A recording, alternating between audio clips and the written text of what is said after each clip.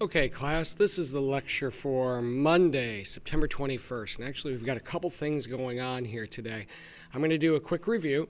We're going to cover just a couple of new things, but couple big announcements for this week. One, as usual, you're going to have a document of the week. This document of the week is a little bit different. It's news-based. So I have separate videos to explain that. But basically, I'm not giving you a document this week. You are going to go out and find me a news story. No sports, no entertainment, no editorials, just a news story that you find interesting, and that becomes your source, and then you write your summary, your opinion, and you do a different challenge. You do whether or not it's reliable, why or why not. Now, I'm going to explain that in much more detail than that just brief little thing there. I've got two videos in addition to this one that tells you how to find your source and actually how to create the little link, the hyperlink, and then another one about how to write it and remind you about how to turn it in again. So those are separate videos, and I wanted to have those separate in case you forget and you don't have to go back and listen to necessarily what I taught that day. You could just go back to that specific topic. So that will be there. The other big news is that there's going to be, and I did give warnings about this, there's going to be a test Friday. That test will take place during your scheduled class period. So even if you're not scheduled for a live session that day, your test will take place during your time period, and it must be completed during your scheduled class period. So have that, in the back of your mind, plan accordingly for that. And then what will happen is a different test form will be timed to show up at the start of your class for everybody's individual classes, and then it is timed to the link to die or go dead at the end of your class. And so if you do happen to miss, I have some tough makeup forms for you to use. I've got a lot of different forms for these tests, so it's just way easier just to go ahead and be on time for that. So what will be on this test? Well, we've only had one page of notes. This is, calling it a test, it's really almost like a quiz. It's only 30 points instead of 50. And it's really over just some basic concepts. Normally, you're going to have like 8 or 9 pages of notes. And for this, you only have this one page and then some concepts. So you had the source basics, bias and unbiased, primary and secondary.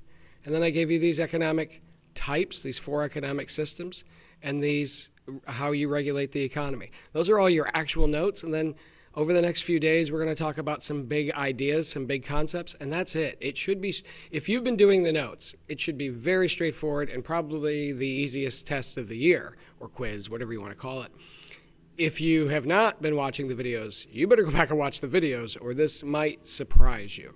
So, last week, you had to do a formative to kind of let me know where you're at. And I'll be honest with you, in my world, it's Friday. In your world, it's Monday. So, in my world, I just assigned it to you this morning, and so you haven't done it yet. So I don't know how you did. I will Monday, and I'll go over it. But let's look at these questions here. So these are the types of questions you could expect on your test and on standardized tests in general. So straight off the OGT, which is the test before the air, economies must address how to produce goods and services. In one economy, one country, some factories are owned by individuals and private companies, and others are owned by the government. What type of economy is this? Well, this, ladies and gentlemen, is mixed. Sorry, hard for me to make a circle on this little laptop mouse pad. But market would be if it was everything was owned by individuals and private companies. Traditional would be people make what they make because they've always made it, and command is the government's in charge. Well, in this case, the government is in charge of some, and private individuals are in charge of others. That makes it mixed. Okay, straight off the OGT, Ecuador has an ideal climate for growing bananas, whereas the United States, we have a difficult time growing them. In order to help U.S. consumers, so the people in the United States who are buying bananas, what would we do with the tariff? Well, there's no American business to protect. So what we would do is eliminate the tariffs. Ooh, wow, that is really rough. Eliminate the tariff on bananas imported from Ecuador. There's no business to protect, so we might as well make them cheaper for Americans. Which source would be the least biased? Okay, so it'd have the least opinion. It might have a little, but it'd have the least opinion when it came to understanding the effects of legalizing gambling in Ohio. So we have a commercial paid for by a casino. No way. The casino is very biased. They're trying to make money. An editorial written by the editor of the paper. When you read the editorial page, it literally says at the top, editorial. That means opinion. That is what an editorial is. So it can't be that. A study conducted by a nonprofit group, meaning that they're not making money off of this, that looks at both the positive and negative effects of a casino based on a study from over in Indiana, a state similar to Ohio. That one sounds interesting. A letter to the editor from Mr. Penrose. Well, again, a letter to the editor is very similar to an editorial. It's all opinion. So that means this nonprofit group study is your winner.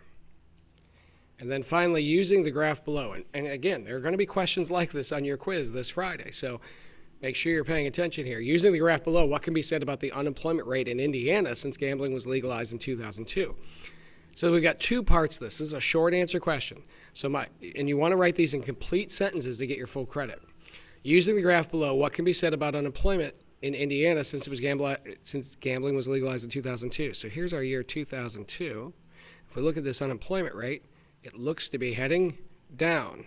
Okay, so your first sentence is the unemployment rate has been going lower. Is this data biased or unbiased? Listen, this is unbiased. These are just facts. It just tells you the percentage of people in Indiana that are unemployed. That's all it is. It's facts. They don't have any opinions in it. This is just numbers. It's data. Okay? So that gives you an idea of our first section of notes. Now what we're going to do is jump ahead to some big concepts.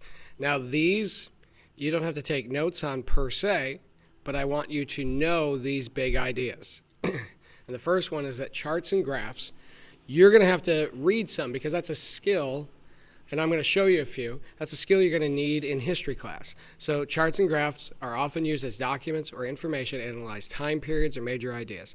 So from time to time, I'm going to ask you, hey, look at this graph, look at this chart.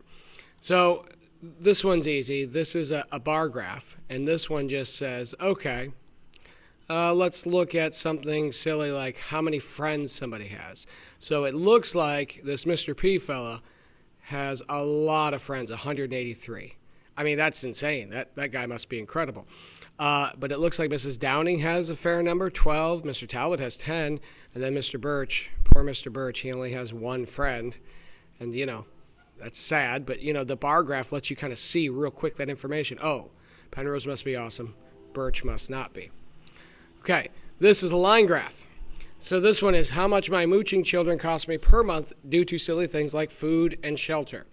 So this just shows you that the cost of having my kids around goes up and down certain times of the year. So you can look at it and go, oh, okay, here's August. Wow, August got expensive. Oh, wow, here's December. And you can just look at a line graph real quick and get some basic ideas. So why do my kids cost so much in August? Well, when they were younger, it was back-to-school clothes and shoes and backpacks and all that silly stuff. Now that they're much older, now it's stuff like college tuition. Now, December, because they insist on Christmas gifts and things like this. So this is just gives you a quick look at, oh, how much does it cost Mr. Penrose to have his kids? All right.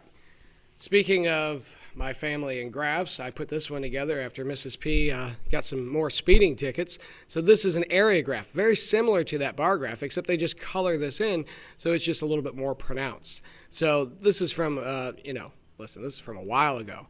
But, she had 3 tickets right out of the gate in 98. Then she got a little better one. But what you didn't know is she was told she'd lose her license if she got another one because, the one was going so fast. So in 2000, she didn't get any tickets because I had to drive her to work because she lost her license. Now she gets her license back and just boom, she's back in action.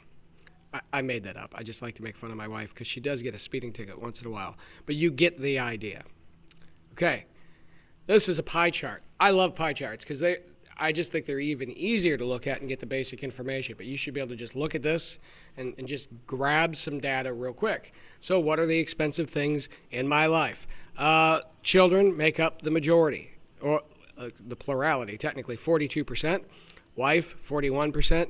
History stuff, yes. History books, history ties. I mean, these are the things. It's just very exciting. But I consider that a professional expense. Now, how much do I get just for me? 1 little percent. So it's that little sliver. Again, it just gives you information in a very quick format.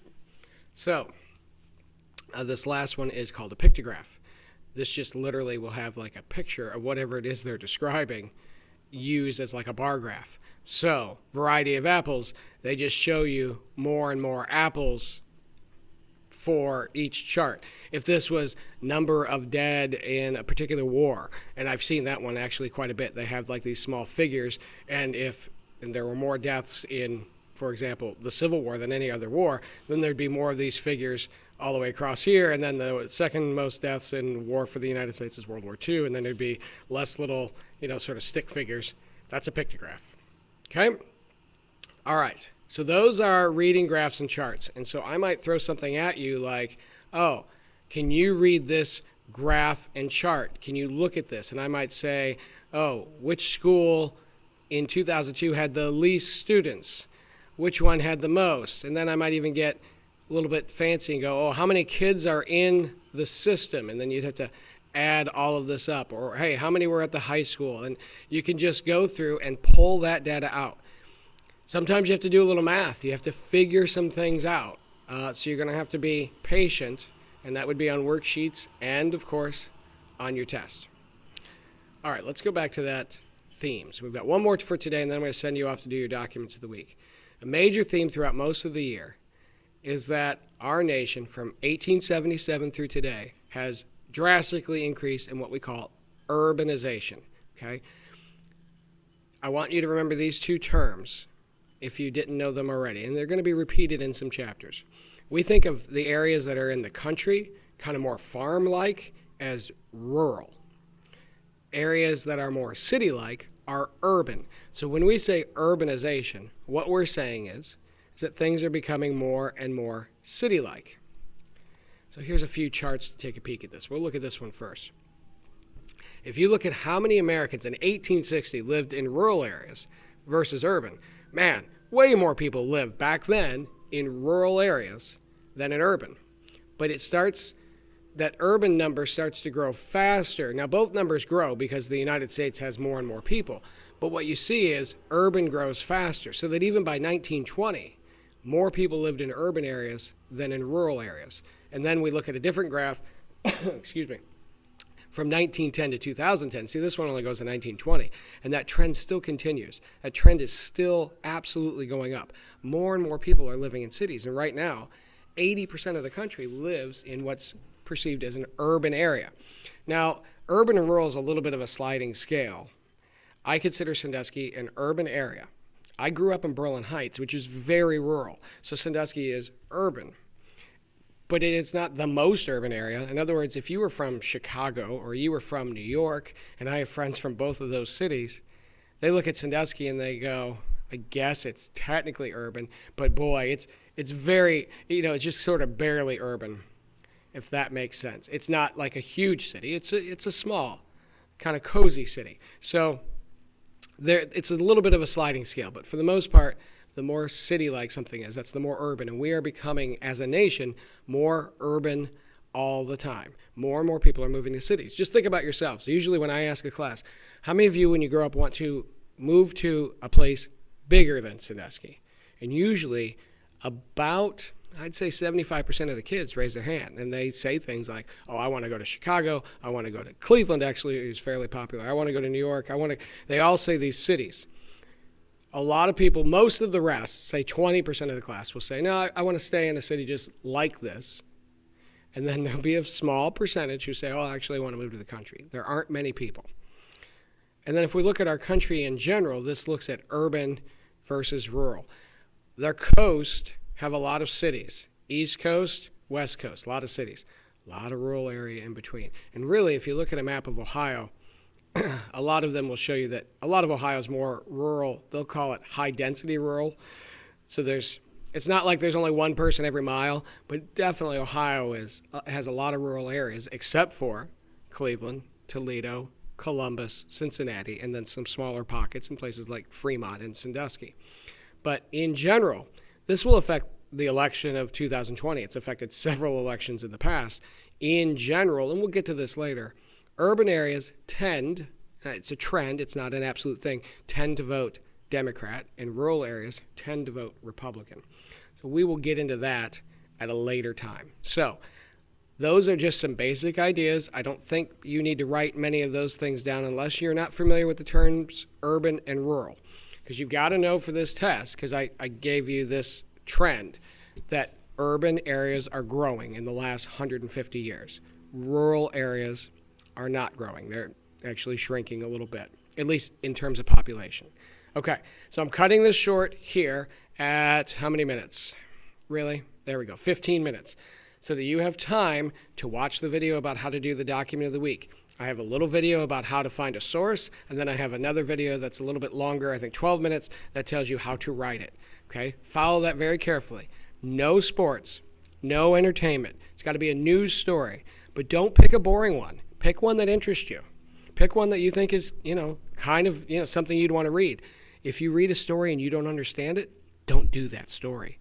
There are complicated stories out there. There are stories that I have to reread 3 times before I get it, and I've been doing this a long time. So I just wouldn't, if I were you, write about that story. I'd write about one that I understood, because I promise you, if your summary doesn't make sense, you're not going to get full credit. So make sure you get what's going on. You write a story that is interesting to you and you get. All right, everybody, have a great day. Make sure you're doing all your work, and you make sure that on Friday you are ready to have your class period, whatever time your class period's set for. You have that time set aside on Friday to be able to take your test in that allotted time period. Okay? Have a great day.